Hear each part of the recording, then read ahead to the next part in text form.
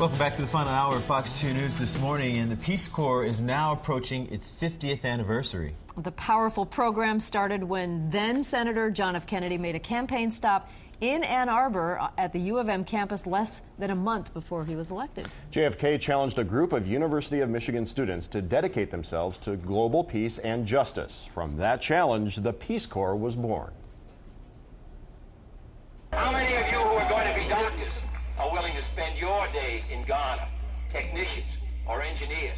How many of you are willing to work in the foreign service? I think Americans are willing to contribute, but the effort must be far greater than we've ever made in the past. 50 years ago at 2 o'clock in the morning, Senator John F. Kennedy giving a speech to University of Michigan students that would lead to the creation of the Peace Corps just 5 months later after he'd become president. It's my distinct honor to represent the nearly 8,000 Peace Corps volunteers who are serving in 77 countries around the world. As Sergeant Shriver once said, the Peace Corps personifies our best qualities. U of M President Mary Sue Coleman met President Kennedy when she was 17. And I thanked President Kennedy for making the Peace Corps a reality and for believing that our generation could help change the world. Coleman on Thursday signing a document that'll allow students to receive master's degree credit while serving in the Corps. There's more than the United States and how you look at the world, and it helped me get a better perspective on just life in general. As a student, Judy Guskin pushed for the Peace Corps' creation with a letter to the editor. And that's when I got a call saying the senator wanted to meet me. I met him and gave him the petition, and I was in the first group to Thailand. All right, joining us on the Big Brown Couch this morning on this Friday, Anna Skinner and Perry Teicher. Thank you both for being here. Thanks for having us. I'm sure the couch is very comfortable compared to what you sit on when you're in the Peace Corps. You both volunteered. You are what they call returned Peace Corps volunteers, correct? That's correct. All right, why do they stress that? Well, we're not there anymore. Well, yeah, that's the obvious answer. But it's really that we accomplished the 2 years and 3 months of service, and we came back and can share both what we did and talk about really the skills that we gained and what we were able to contribute over there. Do you find that people, when you go into the Peace Corps, it's something that was created so long ago, do you find that people say, the Peace Corps, that still exists? I think on both domestic and internationally that happens and doesn't. In the U.S., I think I've had more surprise about, oh, the Peace Corps, there's still a Peace Corps than when I was serving in Namibia, because there have actually been volunteers in Namibia for over 10 years. So in a lot of areas, and certainly on a government level, people are quite accustomed to volunteers.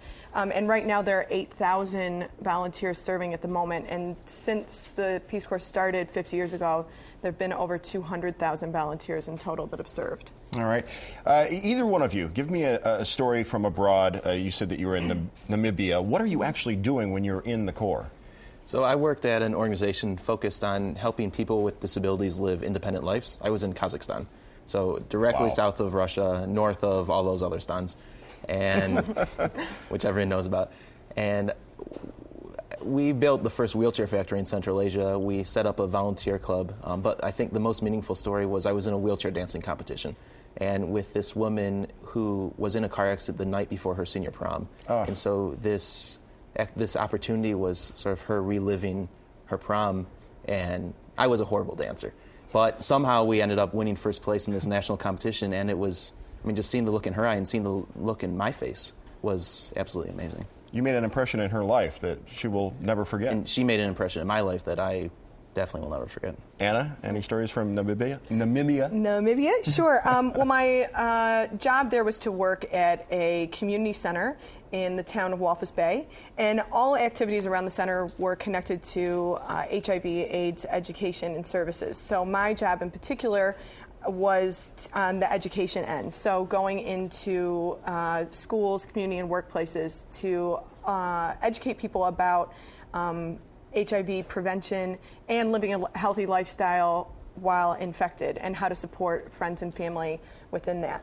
So one of the best programs actually that was there was one where we went into, they call them shebeens, but they're pretty much bars, and had a captive audience to talk about in a fun and in a sort of game-like, engaging way, HIV facts.